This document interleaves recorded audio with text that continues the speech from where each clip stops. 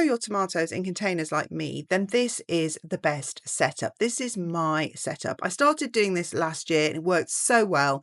I'm doing it again this year, but I've kind of fine-tuned it a little bit this year as well, so it's even better. So with this system, you will never have to worry about your plants drying out or dying. Like if you want to go for a weekend away, your tomatoes will be fine because it also has this kind of reservoir of water that drip feeds into the container as well. The whole setup costs less than £10, and that's, when I say £10, you could actually make 4 or 5 setups with that price. So I think it cost me about £7 in total for the wire and the bamboo canes, but you can use string, you don't need the wire. I'm just trying to upgrade mine from last year. I did use string last year, but as I said, there was enough here for several setups, so it's not £7 per container, it's £7 for multiple containers, so it's pretty good value. I already had the grow bags, but they were like 99p from the pound shop anyway. Obviously the water bottle is recycled. So here is the total setup and how I do it. So the first thing you need to do if you are using a wobbly grow bag like this is to obviously stabilize it by getting some compost in there. Oh, by the way, that price did not include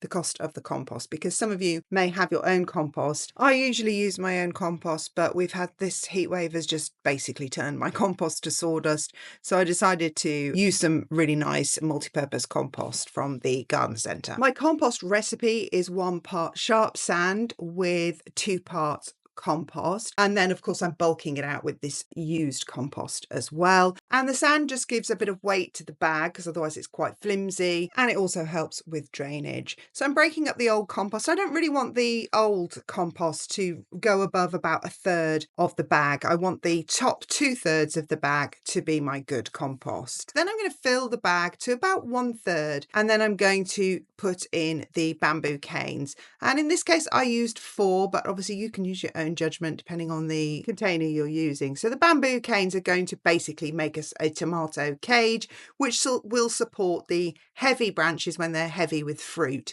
It's going to help hold them up and stop them snapping off, and generally just help hold up the tomato plant. So for instance, if we do get high winds or gusty winds, they won't snap off entirely as well. So then I continue to fill the bag up to about the halfway point, and then we're going to deal with our irrigation. And as you've probably already guessed from some of the earlier clips, the irrigation is just a water bottle. Last time I used sort of 2 halves of a water bottle. This time I'm going to bury almost the whole water bottle. So I'm just going to cut off the top. That's going to give me a very deep reservoir of water, which will continually drip feed the tomato even when I'm not available to do it myself. So if I'm out all day or I'm out at the weekend in a heat wave like this, a container like this can dry out fast. And so you need a reservoir of water continually drip feeding your tomato. And then I'm going to put tiny holes. Now I did put holes in the bottom here, but I realized I think that was a mistake. I didn't do that last year, so that was an error on my part. Don't put holes in the bottom. You want to put holes just down the side, and you want the holes to be small.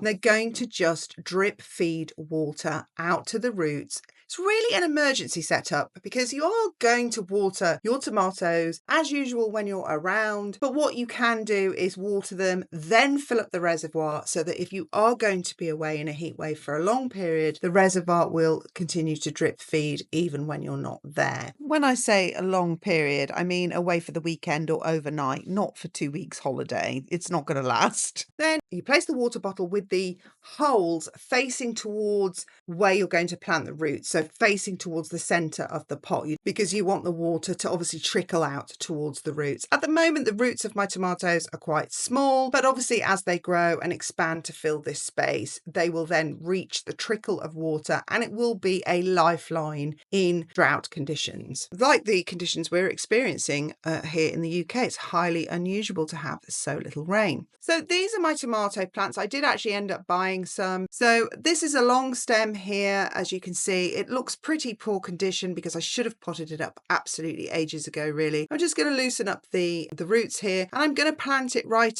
almost halfway up the stem because it will grow roots from the stem, but also by planting it more deeply, it will stabilize the plant as well. And in this container, I think I've got enough space and resources to plant 2 in this container here. So as you can see, the compost is halfway up, and I'm just going to sort of nudge the tomatoes down into the compost, and then they're going to be, they're going to be, by the time I've put the compost right up to the top, they're going to be sort of halfway buried down the stem. They will grow more roots from the stem, which means they've just got more opportunities for those roots to find water. So then a final adjustment to make sure the bamboo canes are in the right place. And then I'm going to fill it up with compost. And the second half of the pot, I am just filling up with pure compost. And the other thing you need to be careful not to do is you don't want to get compost into your water reservoir, because it could block up the holes and prevent, obviously, the drip irrigation, the water seeping out to the roots of your tomato plant. So now that we've got that filled up to the top and we can stabilise and readjust the plants and the bamboo stakes, then we're going to add our galvanised wire or string. And honestly, actually, when I was doing this, I did wonder if the string was the better option. So as I say, I was going to upgrade it with the galvanized wire, and I did in fact do that. But the jury's out. I think it is stronger than the string, but also it was more fiddly. So whichever way you want to go with it, it's up to you. They both work. Then I just firmed around to make sure everything was in place and kind of pretty stable before I start trying to apply the wire. And of course, you label the tomato as well, so you don't forget which variety you've planted in which container. And I'm just showing you now the one that I did last year with string, just to show that you can in fact use string. My only issue with this one was that the container was just too small, I think.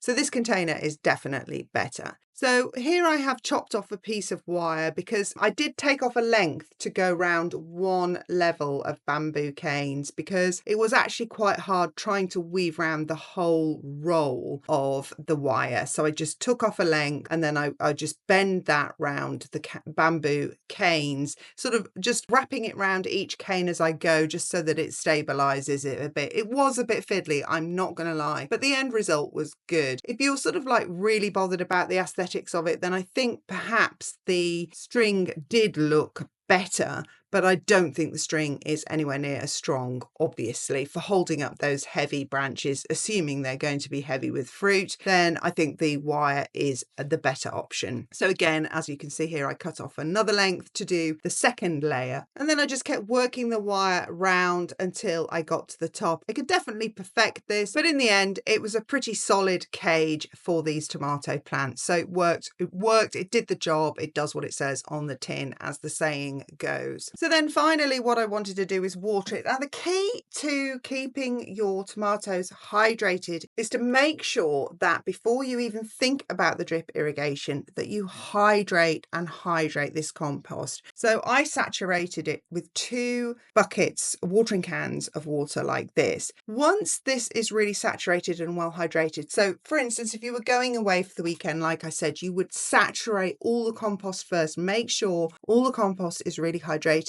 Then you fill up the reservoir with the water. And then because it's so saturated, it doesn't lose, the reservoir doesn't seep out the water so quickly. Basically, the more saturated the container is before you go away, the better and the longer the reservoir of water will last. And you can test it, because when you first fill up the reservoir, it'll drain away really quickly. But after the second and third time you've done it, when the compost is really hydrated, it starts to drain much more slowly and will take a number of hours to actually drain out. And this is your lifeline if you're going away. And of course, you can even put 2 reservoirs in here. Don't forget, you don't just have to put 1 in. As you can see here, now that the compost is fully hydrated, this reservoir is not draining away quickly at all. It's going to take its time to empty out. As the soil dries, more of it will empty into the compost. And in fact, it still had water in it several hours later, which was here. This was later on in the evening.